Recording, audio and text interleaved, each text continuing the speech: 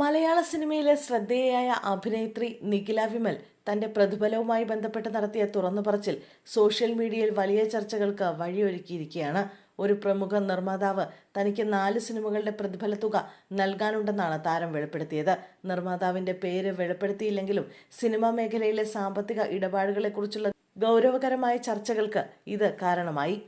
മുഖം കറുപ്പിച്ച് സംസാരിക്കാനുള്ള മടി കാരണമാണ് താൻ കാര്യങ്ങൾ തമാശ രൂപേണ പറയുന്നതെന്ന് നിഖില വിശദീകരിക്കുന്നു.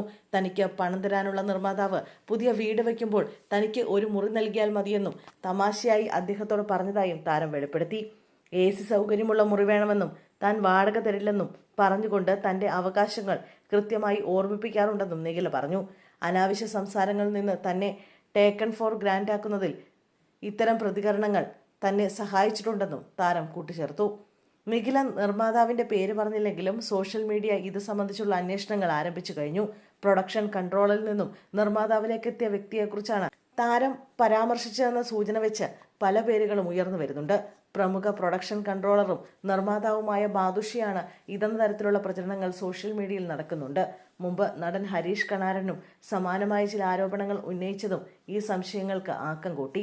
എന്നാൽ ഈ പ്രചരണങ്ങൾക്കെതിരെ മറുവാദവും ഉയരുന്നുണ്ട്.